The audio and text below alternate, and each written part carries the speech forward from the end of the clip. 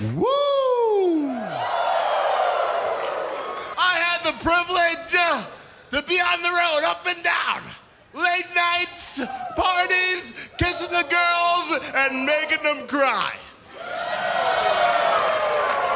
With the Horsemen, you guys, as far as I'm concerned, are no horsemen. That is disrespectful to me and this wrestling business.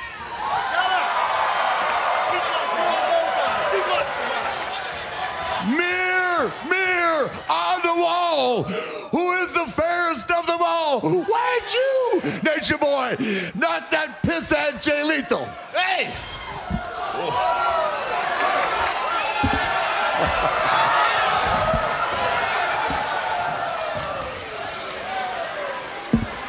That's Taking right. alligators up. Come on, brothers. Let's see what you got. Let's see it rolling. Let's see what you got. Come on. Throw all your clothes away, Rick. Come on. Let's see what you got. You want to see something? Yeah. Let me show you something. I want to see it. My Flair's got one shoe on, by the way. You want to see it? Yeah. You want to see it? Yeah. Watch this.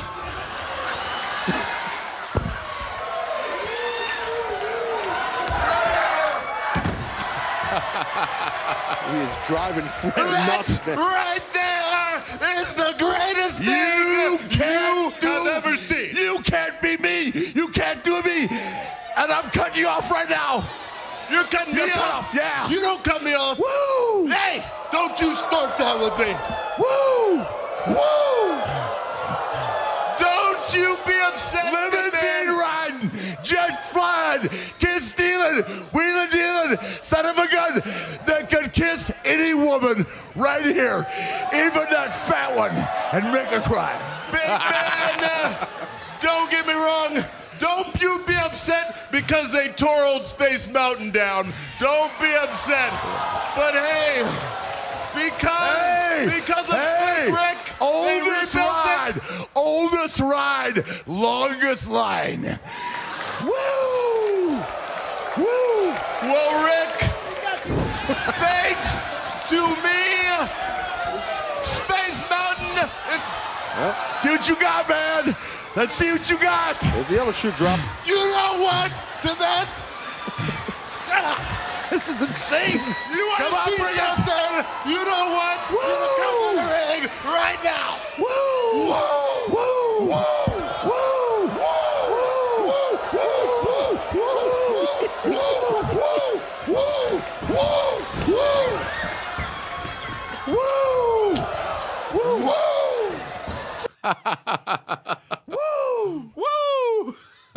Welcome, everybody, to Juice Pro Wrestling, episode 24, Return of Impact. With me today is Juice himself, which is myself, and Chicago comedian Jeff Webb. How you doing? He's back for more. How you feeling today, Jeff? Woo-tastic. Oh, yeah. Woo. Woo. Woo. You guys Do listen. that to you the whole time. Just every time you want to fucking say anything, just woo over you since we're talking about Impact. Yeah, just woo me over. Yeah, sure. I want you to get to where you're talking about something really serious. Yes. And then just woo all over your ass. Like suicide? Yeah, exactly. It's super serious. Woo! For you guys, oh, fuck, we're losing it here. Drinking his old style. Just wrapped up a Eazy-E episode of Musically Meditated with myself and Mike Barth. Shout out to Joe Riley for that. That was a great episode. Today, what we're here to discuss, and I kind of had this revelation. I've kind of been wanting to do this for a long time. And Jeff, we had you on episode 23 talking about All In, and we kind of dived into this a little bit. I'm really excited about where Impact Wrestling is at now. And the whole entrance theme that we had going on for you here, the little preview that you call of Jay Lethal and Ric Flair, the impromptu woo-off, where I believe Jay Lethal, who is a current Ring of Honor world champion, did probably the best Ric Flair impersonation I've ever fucking heard. He's the king of impersonations. Black Oh, man. machismo, baby. Ooh, yeah, where's the sneak? That was just one of the moments in TNA Impact's, dare I say now, somewhat illustrious history. They start a company. We'll get into the history real quick, but just to kind of give it to you, they started off in 2002, and it's 2018 now. Yes, it is. And for all the doubters and all the haters, they're still going strong. Basically, this episode is going to give you guys a little insight into the past, present, and future of Impact Wrestling, formerly known as TNA, one of my favorite alternatives to WWE's product, even during the bad times, and which we will dive into. So, Jeff, starting off with you, because you're the only one here. It's true. Yeah, you're the only one. Well, that was a half-assed Melissa Etheridge. Is that the Melissa Etheridge soundbite? I think it is. If it's not, it should be right now. She wants to come in her window. Does she, though? Come on inside. Does she, though? I thought she swung the other way. Well, women could still. That's true. Never mind. Moving on. On with the program. TNA, how long have you been watching? What are you aware of? Since day one. I think it was one of those things. Day one-ish? Day one-ish. Day one-ish, yeah. Because, you think, right after WCW. I was a WCW guy. Yeah, So, me too. WCW folded, and it's like, shit, dude, all we have is WWE, WWF. And real quick, let's go into that. And I'd like to do an episode on that, too, to kind of cover that whole thing. But I remember, 2001 was a shitty year. You had 9/11 going on. I graduated high school, so I really was opposed to that. Sure. I wanted to do the Van Wilder thing and just kind of milk high school forever. Yes. But I wasn't stupid, so Right. I had to get them good grades and graduate. Graduate. Yeah.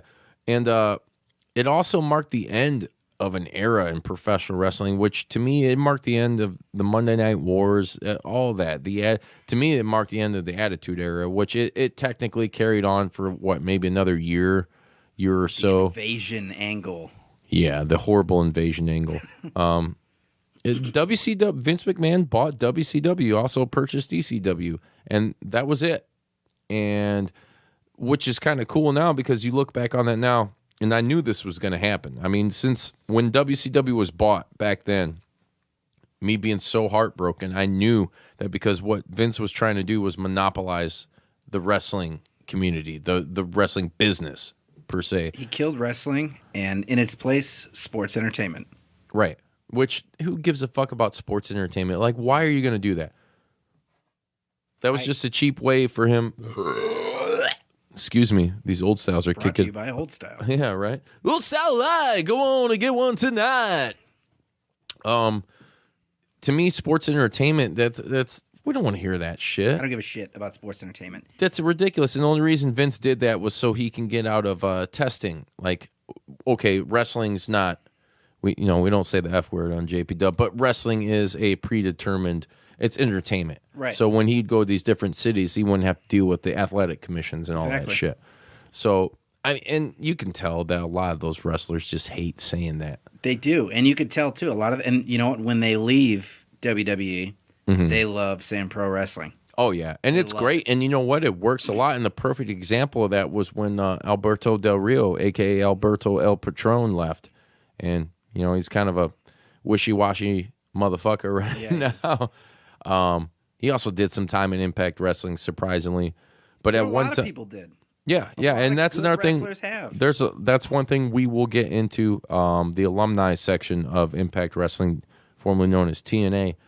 But going back to 2001, so WCW had folded, ECW was done, and out of those ashes, going into 2002, you had Jeff and Jerry Jarrett that started TNA Impact Wrestling, which I think at the time it was just TNA. Wasn't it? That's like an NWA. It was TNA. It was NWA sanctioned. Yes. So it was like NWA TNA Wrestling. Yeah. And they used to do weekly pay-per-views on Wednesdays, I believe. Which was never going to be a model that lasted. No, not at all. Yeah. And so we're gonna go day one-ish, and the haters back then, there were a lot of haters saying that these guys aren't going to succeed, they ain't going to do nothing. Which back then they were actually what they were incorporating was a lot of WCW talent, a lot of the younger talent. Now they did have guys like Kevin Nash, Scott Hall in the beginning, But they also had a lot of ECW guys. They had Sabu. They had Jerry Lynn. They had who else did they have from ECW back then? You said Sabu. They had Jerry Lynn. Did they have Kid Cash back then? Sandman. Yeah, Sandman. A New Jack. New Jack. Yep, they took New Jack. Yeah, what they did was they took like ECW and WCW, and then a lot of younger talent, like guys that, let's say, were like Elix Skipper, AJ Styles, Christopher Daniels, guys that were at the power plant and stuff, that were at the tail end of WCW. And what they did was bring these guys in and try to spotlight them.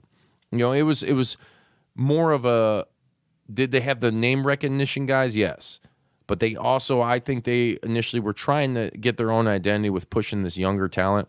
They ended up, in my opinion, they got a little bit away from it, but they saw the mistakes that WCW made. What were the mistakes that WCW made? Bad booking.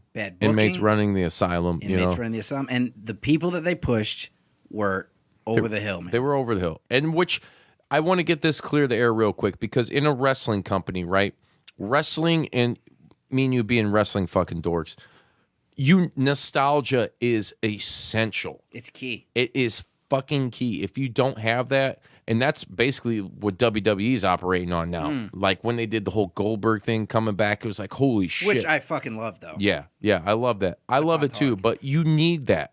Yeah. But you don't need to run a company on a bunch of older guys, which is WCW's old mentality was like, hey, we'll just buy all the older dudes. Yep. And it worked for a little while. It kind of gave a fresh place, fresh matchups, storylines and all that, but it kind of wore its course. And to the point where, we all know where that ended up. And TNA, I think they were trying to mix that a little bit, which is good, because the legends do have a place, whether they're wrestling, managing, making appearances, or whatever, because they will always get that pop and always get guys like me and you to be like, hell yeah, like, I miss this dude on TV, like, where the hell has he been? I need more. Raven's another guy, too, that back in the day, and we'll get to him here momentarily. But that's essentially what they started off as. And they also start off as a 4-sided ring. For those of you out there that think that TNA or Impact Wrestling started off as a 6-sided ring, that's not true. They started off in the Asylum, which is located in Tennessee, I believe? Yes, it is. Some fairgrounds, right? Yeah. Very famous asylum, which actually is, we'll do a little news bite right here, is going to be the host of the NWA's 70th anniversary. Rematch with Cody Rhodes and Nick Aldis for the NWA World's Heavyweight Championship. I kind of wish I could go to that show. Oh, hell yeah. That would be awesome. That'd be great. And that's what's going to be booked, because that's what's being advertised. Mm-hmm. And if you're, just a casual fan, you don't get it, then I'm sorry. But that's what's going to happen. But I'm looking on Twitter. You can follow us at JPW Podcast. I'm a big retweet and informational guy on there. Very interactive on Twitter. So hit us up. And you can also follow yourself, Jeff, right? Jeff Webb 1993. Follow right now. 1993, it's when I picked up in utero. Now. Do it now. I'm out here. Kill me. I'm out here now. Oh. Who told you you could eat my cookies? Put that cookie down. No. He's like, what? Phil Hartman, remember? He's like, oh, your wife's cookies are delicious. Put that cookie down now. Who told you you could eat my cookies? Anyways, what was I getting at? Something about cookies, right? Oh, yeah, I think it was something about cookies. What was going to happen, I just saw Nick Aldis tweet today that he's fighting Doug Williams coming up here very soon, and he's putting on the line his rematch against Cody. But I like booking one. That's not. It's going to be the rematch. That's just getting people to watch that. And Cody Rhodes, Aldis, it's going to be that show right there. You're getting Cody Rhodes on the NWA 70th show. That's going to put them back on the fucking map. It is, and here it's the start of something for them, because the NWA doesn't have, like we talked about before in here, they don't have an actual roster. No. I kind of like that. And they're also bringing. What is it? The North American title, I believe. Yeah. Is that what it is? I think. I'm not confusing that with the NXT, or is that the NXT one? No, because the NXT just had all they have is the UK, and then do they have the North No, American? yeah, they have a North American one. I think that's the one that what's his nuts? Prince Puma just won. Oh yeah, you're right. But the NWA has another championship that's somewhat like that. So you guys can Google that and correct me. My wrongdoings. Blame old style, not me. It's old style, not the juice. I am the all-knowing until I drink. But they are introducing another old school title back. Yes. And for people that have getting on the NWA, hey, all we got's the world championship. What do we just talk about nostalgia? Yeah. That's what it is. Yeah. It's gonna kill it. It's going to be awesome. Yeah. And the way that they book and the way that Billy Corgan and Dave Lagana are running things and networking with people. Yes. If you don't believe me, look at All In, which was a huge success. Great for Billy Corgan, too. I think everybody involved I know Pro Wrestling Tees themselves did $500,000 in a weekend. Yeah. And the pay-per-view did about the same, I believe. And that's not including some numbers that I think I saw Cody Rhodes, he talked at the Ring of Honor before All In. Mm-hmm. So we sold over 10,000 tickets for the show. Right. And then Overflow, we ended up doing the convention. And then at the convention, we sold another 5,000 tickets. Mm-hmm. Sold out. Both of those. The thirst is there, my friend. Yeah. The thirst is there. Yeah, for sure. And the thing, you mentioned about how NWA doesn't actually have a roster. Mm-hmm. We'll get back on that when we're talking about Impact. The world is their roster. It's not a fucking bad thing in today's age. No, it's not. And that's what and not to cut you off, Billy Corgan, for those people that have hated, I know we're doing a TNA / Impact episode here, but for those of you that don't know, the NWA and TNA have a very rich history, and they very much correlate with each other. Yes. Billy Corgan owning the NWA and what he's doing right now, he set out when he bought him a year ago, said he had a 20-year plan, a vision for the NWA. And it was different from what everybody else was doing. And I had seen him on Joe Rogan's podcast and numerous other podcasts like Sam Roberts, everything. This isn't a fucking pet project for him. No, he is. And we've talked about it and when we've had Big Ed the Assassin on, and Ed didn't realize how much of a wrestling mark and how much of a wrestling mind, not just a mark, but a mind that Billy is for the business. Yep. And that's why I say shame, hey, on Dixie Carter and Impact when they had the chance for Billy to take over, because he could have done great things with them. And same thing with ECW. But I believe everything happens for a purpose, and him getting the NWA was probably the greatest thing that could ever happen. Would you say that it's his Siamese dream? Yes, I would say it's his Pet Shop Boys project. It's super great what he's doing because he knows how to build these stories, and he knew that wrestling and the way media and entertainment is being consumed in this day and age, he knew how it's being consumed, so he's utilizing that in a pro wrestling format. That's why they don't have your standard for me personally, I think the only thing that's been super different and original from WWE or your traditional wrestling in the last, we'll say 10, 15 years has been Lucha Underground. Yep. Because the way they've produced their product, it's totally different. And guys like Impact and even NWA and Billy and everybody has taken notice, and WWE. They've taken parts from that and using it now in their product. But I think what Billy's doing is it's so super cool, and it builds anticipation. It's like they don't have you never know who's going to pop up or where the NWA is going to be. And it kind of brings back this, it's bringing back the territory thing, because the NWA, and for people who don't know, territory, as much as WWE, aka We Were Entertainment, would like you to believe that territories had died, they never really died. Okay, we'll go in the bigger market guys, old school NWA, which really became WCW, which Turner Network bought. WCW. Yeah, WCW. But we're talking about all these independent promotions that you don't know about, that are producing some of the greatest athletes that are signed to WWE right now, or Ring of Honor, or Impact.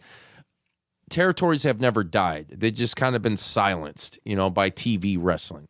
And a lot of these guys now, with the improvements in technology and everything, a lot of these independent organizations are putting out their own product on TV, whether it's just a stream on Twitch or YouTube or whatever it is. And you just said it right there, right? Because that's what ends up being the difference nowadays, is that NWA can exist in 2018 because of things like Twitch, YouTube, all these things. People can go. I mean, you can make a fucking app and put it on Roku. I mean, Ring of Honor's planning on doing it. Yep. You know, and you can have these things to where I don't need a TV deal. Right. So I've been saying to people forever, I'm like, man, I hated that WWE they signed this huge ass deal with Fox because I want them to just go completely on the network. Right.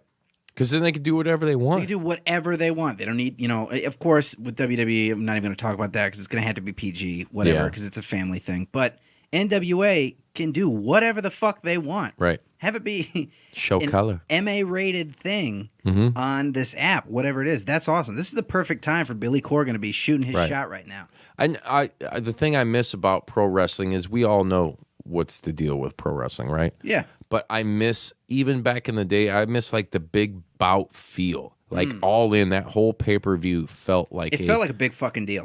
More than any UFC thing I've ever, any realistic fight, anything that's not predetermined or scripted or whatever. It felt like the old NWA did. Yes. When, you had Ric Flair going, or Harley Race, or whoever it was, going all around with that belt. Dusty Rhodes. Yeah. The American Dream, son of a plumber. Oh, it's the end of summer. I had to get a little poetic on that, like John Morrison. It's okay. I'm hard. Great job. I'm hard for you, Danny.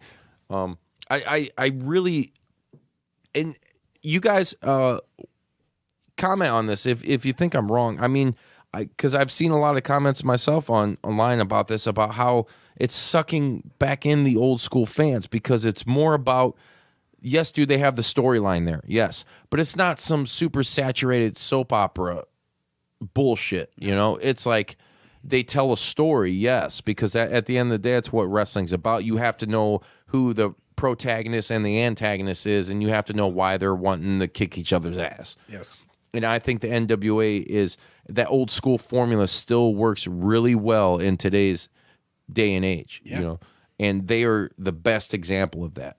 I mean, look at the Cody Nick Aldis fight. How that was so old school built, and it made me just fucking. Did you mark out? Yeah, I marked out right on my zipper line. Yes. I came in my pants. Haven't zipped back up yet. He's all out. Yeah, I'm all out, baby. Fuck all in. I'm all out. Yeah, but long story short, NWA is doing great, and I'm super excited for what they're going to be doing in the future. Now, getting back to on the subject matter, though, NWA at one point in time was the sanctioning partner for a fledgling TNA Wrestling, which was owned by Jeff and Jerry Jarrett, who were kind of plagued with production costs and all that. So to kind of move through the story a little bit quicker, what happened was they were putting on these weekly pay-per-views, and they were getting some buys, but I mean, obviously they're not doing numbers they want. They needed better production value, yada, yada, yada. So they turned to Dixie Carter, who was a wrestling fan. She wanted to do something in the pro wrestling industry. Her dad, the Carters, who own, what is it? It's some kind of Texas oil company or something like that. Invest in TNA, which essentially, and then that's when I think Jerry left, Jeff Jarrett's dad, and went to WWE as a producer of some sorts. Yes. And then so basically you had Dixie Carter and Jeff running the show. Now, they went from doing that to, I remember also them being on, what was it, Fox Sports Net? Yeah, for a little while they were. They were doing that, and that's where I knew about the pay-per-views, but I'd never really gotten a chance to watch much of them. So my first kind of experience with them was like my buddy saying, hey man, like, dude, check out Fox Sports, like TNA. It's like you see guys doing some unbelievable shit, which at the time they were. I mean, you got to think they had like Daniels and AJ Styles. You had Kazarian. You had Elix Skipper, who I'll never forget. That pay-per-view where he did the Hurricane running off the top of the steel cage, just 6 sides of steel, and doing a Hurricane Rana to one of the dudes from, was it America's Most Wanted? I don't know which one it was. It was either James Storm or the other guy. Everybody that went to WWE and everybody forgot. But you had athletes like that, and they were doing things. They pushed the envelope. They did push the envelope, and they were a great alternative. And at that time, they had went to a 6-sided ring, which was very. I mean, in Mexico, you would always sing that the 6 sides. It was a very traditional thing in like lucha libre. Right. TNA had incorporated that into their product, and it gave them somewhat of a better identity. You know, like, hey, like, wow, this is cool. This, you would think guys can do more shit off of this, and they had better concepts for matches. You know, I love the 6 sides of steel. Like, that's still going back to episode 6, which you guys can check out. Was a 666 sides of steel. They had good shit like that. They had the King of the Mountain matches. What's some other good stuff? Ravens Funhouse or whatever, which is WWE tried to copy when Jericho fought Ambrose like a year or two ago. Even going more recently, we're talking about Matt Hardy, the Final Deletion. Yeah. TNA, Impact, they've always been pushing the envelope, man. They've been doing crazy shit that you don't expect. They have, but and TNA was great. They built a lot of momentum, right? They got to, I believe, in 2005, 2006, we're going on Spike TV. Yep. It's a big deal. They had secured Sting, so you got a guy who's already a huge TV babyface. Which, like, Sting, the biggest sign for TNA. Yeah, probably ever. Will be ever. It has to be, because, I mean, Kurt Angle going there, yes. I would have to put Kurt Angle second. Exactly. He has to be second. Because a lot of guys, when you think of, like, TNA, like, Kurt Angle, for sure. I think top 5. If I'm thinking top 5. And then AJ Styles. And that sucks for AJ because he was the homegrown product. But yeah, and but that's the thing. I mean, you're talking about top 5 TNA guys. You think, Kurt Angle spent more time in TNA than he did WWE. 10 years. Yeah. Yep. You talk Sting, Kurt Angle, AJ Styles, and then, who else do you go for those last 2 on the top 5? I'd say Abyss. Yeah. Probably yeah, Abyss. for sure. He's been there Abyss. a long-ass time. And then, obviously, if you're going to go, Jeff Jarrett. Yeah, you would have to. Yeah. And you know what pissed me off, though? Because I was never a huge Jeff Jarrett guy, ever. Even back in WCW? Yeah. Really? Okay. No, I mean, when he hit Beetlejuice with that guitar, it's like, Slam Nuts? Who you call Slap Nuts? Say, you Slam Nuts? And he hits him knocks him the fuck out with a guitar. That was great. But yeah, never really a big fan. I mean, even though he's like a multi-time NWA World's Champion, which is why he came out at All In. And did now you notice? WWE Hall of Famer. Yeah, that was super surreal. Yes. I was thrown out there on Twitter when that happened. I was trying to get everybody in the JP Woo and beyond to chant TNA. Yeah. There, because as a wrestling fan, make your statement, make your mark. Like, everybody wants to try to be an asshole and overtake Raw, okay? Well, we're going to chant CM Punk. They don't give a shit about that. No. That doesn't mean shit because it's been done. But when you have something like that, like with Jeff Jarrett on there, yeah, and if that whole crowd would have, because you can't ignore that. And WWE is finally not ignoring TNA only because they think the TNA brand is dead because it's been bought and it's Impact now and whatever. Impact is the comeback king. Yes. So they're finally starting to acknowledge them and work with. If you guys want to watch anything we're talking about today, you can find on the Global Wrestling Network, which is available on like Xbox. There's an app on your phone, your tablet. You can get all the old Impact stuff. You can get weekly episodes of Impact, just like WWE does with SmackDown and Raw. And you can also get. There's a lot of interesting stuff on there as far as like they have a Bret Hart documentary on there. Wow, which I thought was really weird. It's not the Wrestling with Shadows one either. It's something different. I had it for the first couple months, and then finances, life happens. But I'm really pumped to get back on there. I need to. I'm currently a member of New Japan and Ring of Honor. What they're doing, but the Global Wrestling Network has a lot to offer you. If you guys, especially you WWE dweebs that are out there, they're like, oh, Samoa Joe and even Sting, Kurt Angle, and all this, all these guys. There's Eric Young. Who else are we going to talk about that's in WWE now? Bobby Roode. Bobby Roode was a big Zelina Vega. Yes. Man, there's the list really goes on and on. If you want to go to 205 Live, you're a 205 Live guy, aren't you? No. No? I do not. Well, It's okay. I mean, I'm not really. It's either. okay. They fucked it up in the beginning, and I hated watching them just fuck people like Neville and Austin Aries. Yeah, and Neville's officially. Here's a news update. He's officially done with them now. Thank God. Yeah, thank God. He's gonna have a better chance going somewhere else. He'll go to New Japan, I think, and he'll do great in New Japan. His style fits perfectly with New Japan. We're talking about a guy like Austin back Aries, to ICW. Though. Yeah, right. We're talking about a guy like Austin Aries, though. Jesus, Impact champ. Look what happens. He's marooned on 205 Live. I remember shit my pants when he was NXT and they announced him. I was like, holy fuck. It's a big deal. It was huge. And then they didn't do shit. He got hurt. He had that injury with his eye. Yes. And, he was doing commentary and he was killing it on commentary. He's just good. He's just good. He was much like a young, I hate to say young, but CM Punk before him. Yeah. He was kind of put in the same position, and where CM Punk was talking trash, like, hey, I'm the best on the mic, at that table, in the ring. Austin Aries was very much the same. Yes. And then he was cut out of the WrestleMania DVD when they had probably the best match of the whole damn show. You're right. So, yeah, going back to that, but the Global Wrestling Network, you guys check it out. You can get it on any platform pretty much. I think they have like a free trial you can do, and there's different pay tiers, but it's definitely worth checking out. All of TNA Impact Asylum stuff, all of their Impact Wrestling from back in the day is on there, and they're constantly adding stuff from. And the other cool thing, which I think they kind of started more than anybody else, and why they call it the Global Wrestling Network, is they add their partners' content on there too. So you can get stuff from like Pro Wrestling Noah and ICW, all these different promotions that you can see guys that are currently on the roster and even past stars from Impact that are on there. So go check that out. But yeah, so getting back to the timeline, we're going. Impact Wrestling starts out on Spike, right? Huge bang. They had guys like Sting, Rhino, who was fresh off a WWE release and championship run. I believe he won the belt at Bound for Glory 2005.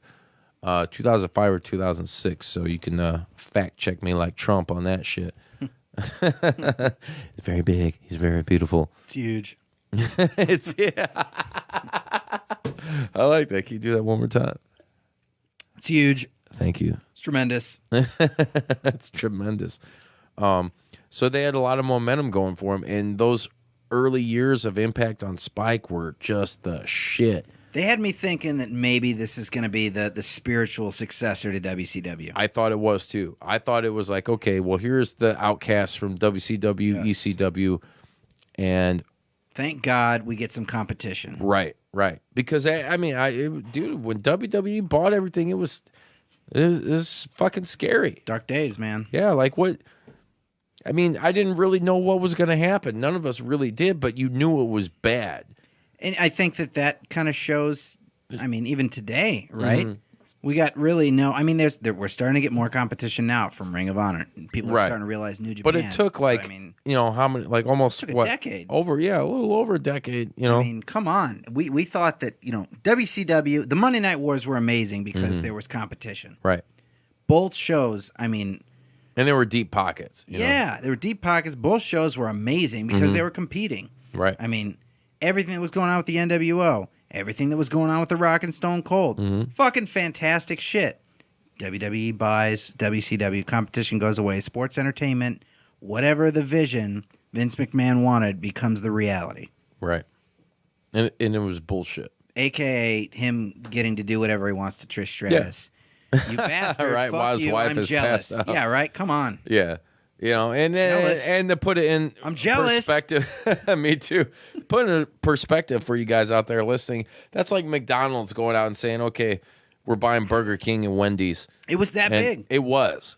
And there's no one else left. No. And it took 10, 15 years for a viable group of organizations to actually be able to say, hey, we can put up a fight. And I think it even took longer than that. I think it really took for All In a couple weekends ago to happen to say that, hey, wake up, people. There is other shit. Come back. Defining moment. You're right. It was. You're absolutely right. Come back. And not only are they saying for them and for, obviously they're not a promotion themselves. It's Cody and the Young Bucks putting this on, but they're saying, hey, there is Impact, there is Lucha, there is Ring of Honor, there's New Japan, there's Pro Wrestling Guerrilla, and the list goes on and on and on. We're here to talk to you tonight about Impact Wrestling and the meteoric rise back to where the promised land, which I'm so happy about because I've been one of those guys that had stuck with it.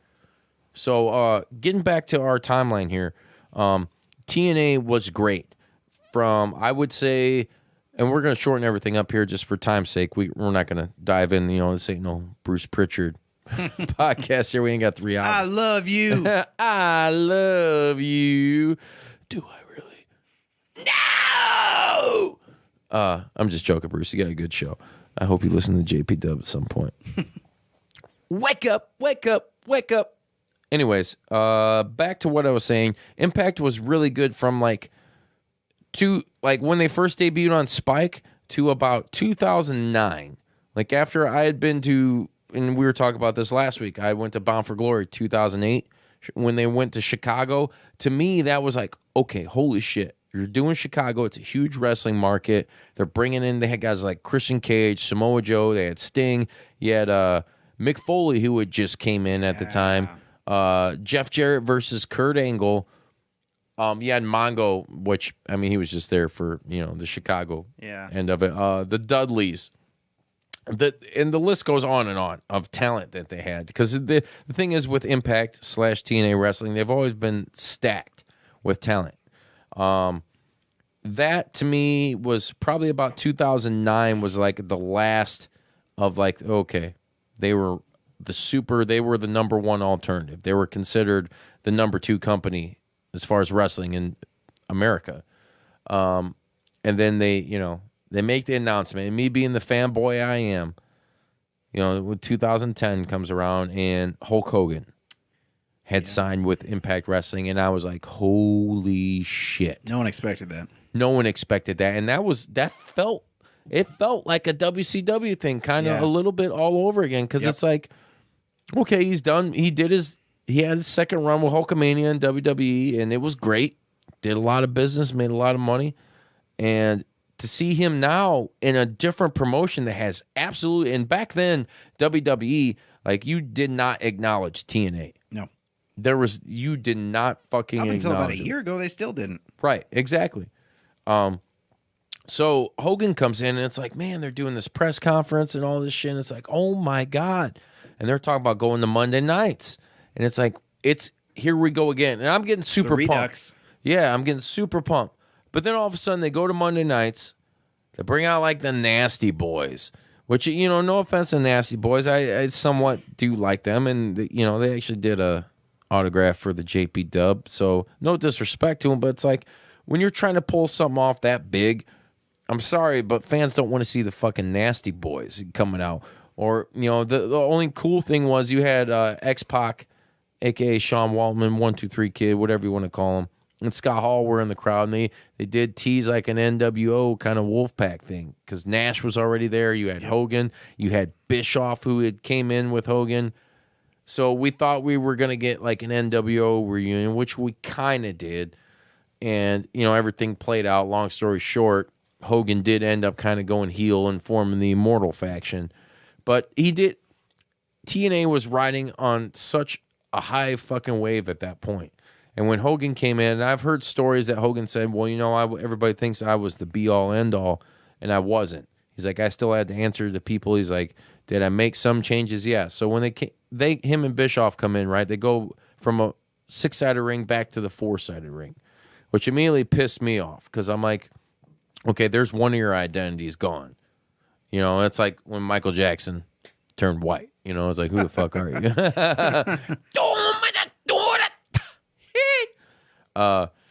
Yeah, that kind of soured a taste in my mouth. And then not only did the Nasty Boys come in, you had guys like Val Venus. Val Venus. They were so hard trying to recreate the Monday Night Wars you couldn't do it, bringing in those guys. And even the guys they did bring in, when they brought in like Rob Van Dam, who at the time was a huge, probably the most sought after free agent because he wasn't signed with WWE. He was taking care of his wife who was sick for like a few years. Which, by the way, we are trying to get him for an interview for this podcast. Yes, we are. Yeah. That is something we're trying to do. We're going to do it. We're going to do it. We're going to do it. RVD 420. Gold. Did you see what I did there? You saw it. Well, they had, and that was cool when RVD came in, and he like him versus Sting. That was like a whole new matchup. But what does all this shit remind you of that they're doing at this point in time? Well, at that point in time, it reminds me of WWE trying to do an invasion. For me, it reminded me of late stage WCW. Yeah, exactly. I get, yep.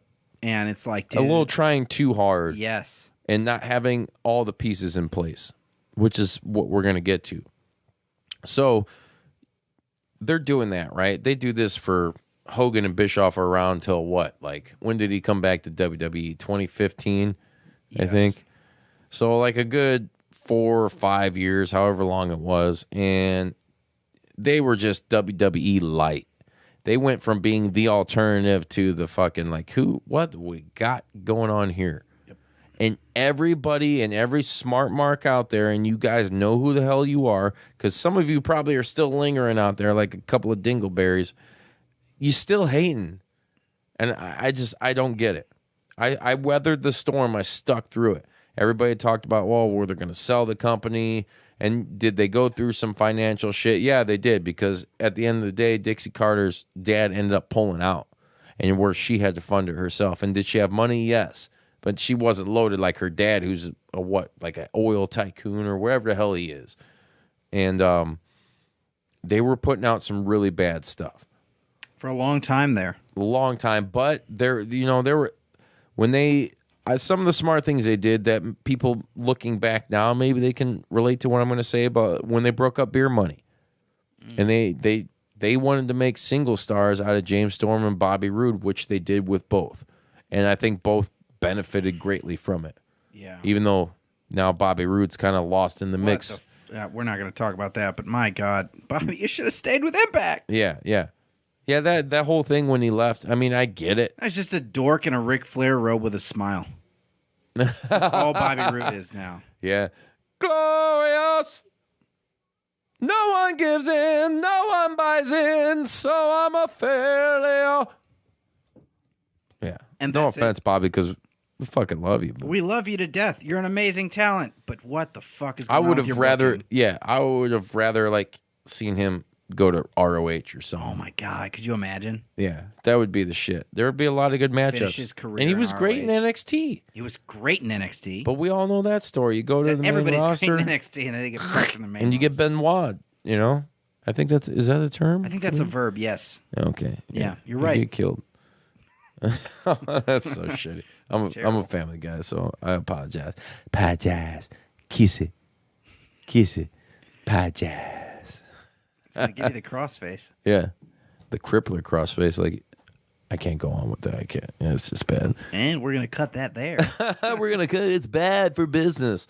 So Impact had a lot going wrong, and everybody kept talking. Every year they were hurting for money. All the dirt sheets were saying, "Hey, Impact's going out of business," or WWE's looking at buying them.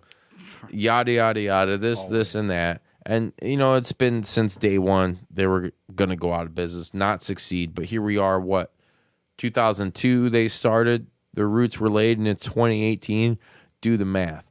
I think besides Ring of Honor, they're the only other company that started after the purchase of WCW and ECW that have been around the longest. And you know what? The thing about both of them is ROH. I think that arguably, and I think that most people would agree with this, ROH is firmly number 2.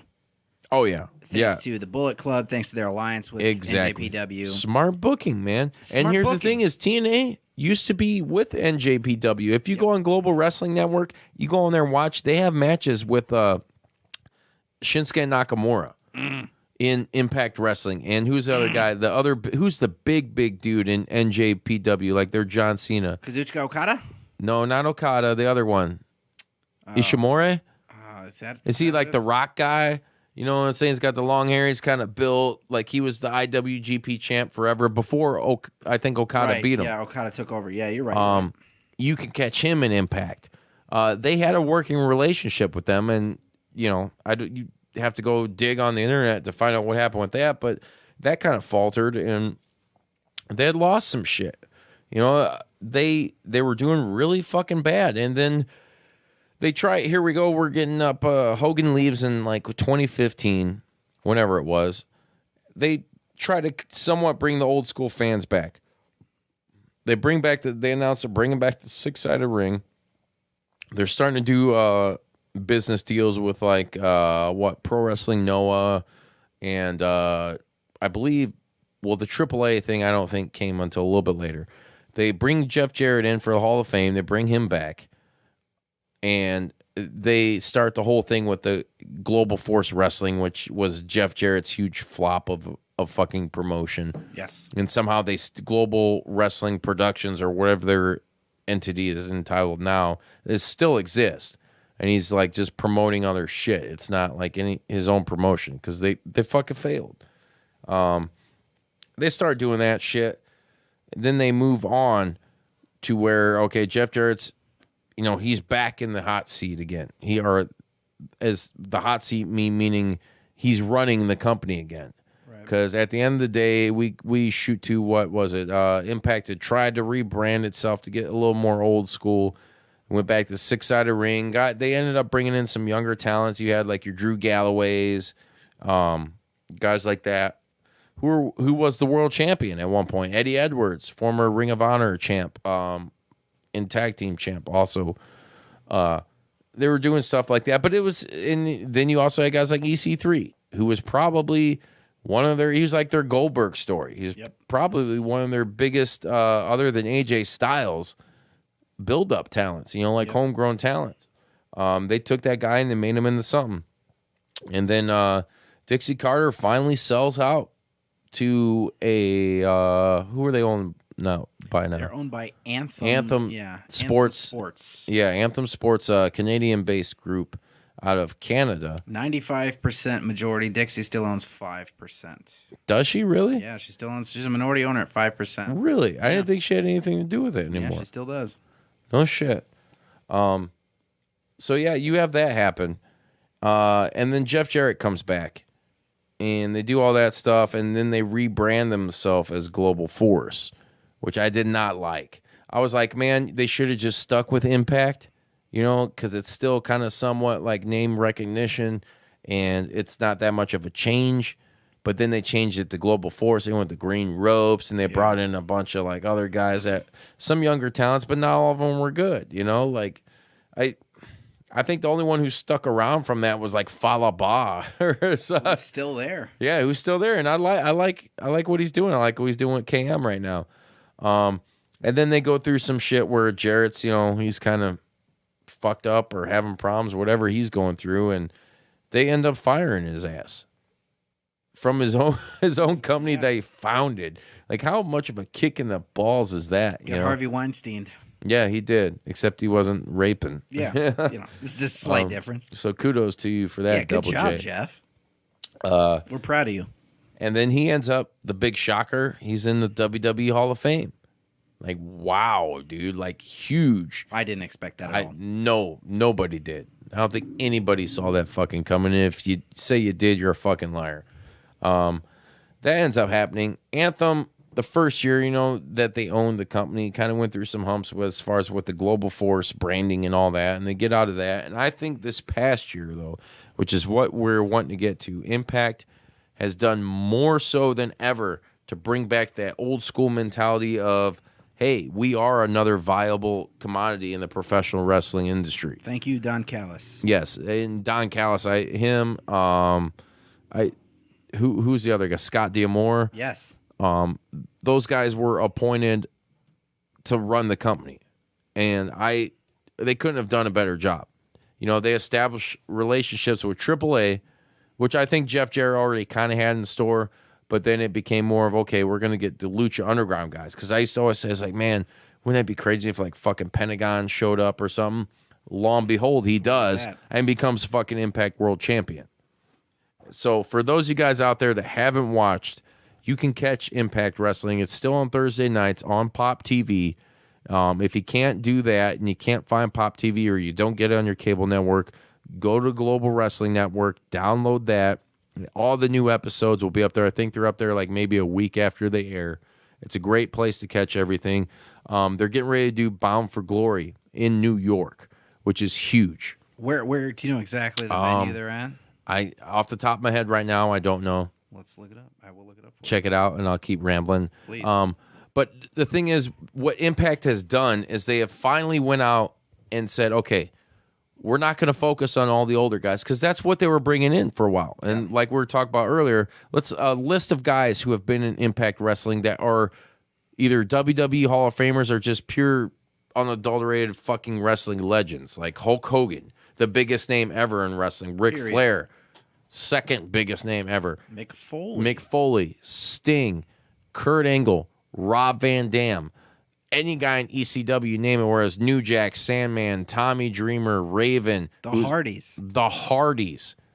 The Road Warriors, dude. Yeah. The last match, I think the Road Warriors did a TNA stint. Well, I know they came back on Raw and fought Kane and RVD. Yeah. But I don't know if that was after or not. So you guys have to fact check me. The biggest last match, Randy Savage before his Randy Savage, that's right. Team with AJ Styles and Jeff Hardy. Yes. Yep, I go against the match. Kings of Wrestling. Yes. So another huge one. And man, Randy looked bad. Yeah, he did. That was pretty sad. Another last match, Mr. Perfect. Yes. Kurt Hennig, Impact man. Wrestling. Chris Candido. God. You know, a lot of guys, dude. I mean, the Young Bucks. Yeah. Generation Me. I was watching those guys. That's how I got hooked on those guys. Was finding out about them through TNA Wrestling when they were having matches against like Motor City Machine Guns and shit. Alex Shelley and Chris Sabin. It was like, holy shit, what is going on? Ultimately, you know why, this is just my opinion, you know why Impact Wrestling is going to succeed going forward. I'll tell you, it's because they don't have the extreme strict contractual obligations that WWE does. Right. You see people like Pentagon doing All In. You see people on there, I mean, Abyss goes to indie shows. We talked about that last week all the time. Yeah, and that's Tessa kudos. Blanchard. Kudos to them because we were talking earlier before we went on air about how Impact fucked up when the Hardys went to WWE. Yes. They all knew they were going back. Wasn't gonna be able to do the Broken Hardy gimmick, which was super over. Like It the was the most most- over gimmick in Yeah, all of wrestling. all of wrestling for sure. And at that time too, and I think from what I understand, Jeff Jarrett was like the one spearheading, like, hey, like telling Ed Nordholm, who is the guy who owns Anthem, hey man, you can't let him walk away with this. Like, this is ours. And it kind of fucked him. And then, you know, you got the Hardys and Rebby Sky blasting them everywhere. And it's like you guys already have a bad name for yourselves with the wrestling community. You need to not fucking do that anymore. And they did, dude. Well, I think that I think that maybe they learned from it. Because They did. I think they did. Because, And they let up. You know what happens when you got somebody like Pentagon or Tessa Blanchard going to something like All In? Guess what? That brings name recognition back to Impact. Yep. They're advertising. Right. They go out, they make their money, they do their shows, they come back to Impact, they do their show in the Impact Zone, which I think they're still doing Impact Zone shows, right? Yeah, they do Impact Zone. They're doing Universal? all over. Like they're going to be in Mexico City, I think. Now. Fucking cool. This is huge. That's a big deal. Yeah. And you know what? You got these guys, and they're big names. They were big names on the indie circuit. I mean, I told you, the first time I saw Sami Callihan was at an AEW show. Yeah, Then after that, Sami Callihan is killing. He's amazing. Dude. He's fucking killing it. Like, and we'll run through real quick people who I believe that are killing it right now for Impact and giving them the momentum that they deserve. Pentagon, yes. Ray Phoenix, the aka the Lucha Bros, Right there. Cage, John Morrison, aka Johnny Mundo, Johnny Impact. Johnny Impact. I hate that though. I hate it's like it Changes reminds me it of like every time. Johnny Nitro. Yeah. You know, it's like Johnny Nitro. just use Johnny Mundo, man. Yeah. Like what the fuck? Maybe AAA is like, oh, we ain't giving you that bone. Yes. Who else do we got? I think OVE and Sami Callihan. Moose. Moose is fucking killing it. Austin Aries fucking came back and is. I'm so super proud and impressed with like how he took it when he came back and just took that ball and ran with it. And I think more so than a lot of people has been a huge reason why people are tuning in. You know, like, holy shit, like Austin Aries is the shit. And we're giving him this opportunity, and he's ran with it, man. He's had some great matches. Outside of 205 Live. Yeah. He showed it. LAX and the storyline that they've been going through, man, that is huge, and it's all culminating at Bound for Glory. You're going to have Conan and Santana and Ortiz versus King and Hernandez and Homicide. You know what we didn't even mention? What's that? We talk about the WWE doing this women's revolution. You know who started? TNA was the one that started good women's wrestling. That's exactly with the Knockouts division. Knockouts was good women's wrestling. Yes, it was great. You had Awesome Kong, you had Gail Kim, you had the Beautiful People, you had Roxy LeBeau, all kinds of women that came through there. And great matches. I mean, the shit, even when they had, even in their sour years when Hogan was like around supposedly running things in there, you had, who's a really hot blonde? Oh, gosh, she just came back and she was a part of like the Dollhouse when Billy Corgan was there. Oh, man. She's super hot. She was in that Will Ferrell movie where she gets nailed by the basketball. You know what I'm talking about? Damn it. How can I not think of this? Maybe because I got to pee really bad and old stuff. God, me too. I'm dying right now. Are you dying? Yeah, Me too. Great. I'm sitting here rubbing my dick. You're probably thinking, like, what's he doing? I get it. I love Impact. I understand. Yeah, Impact's the shit. So we're going to pause for commercial break.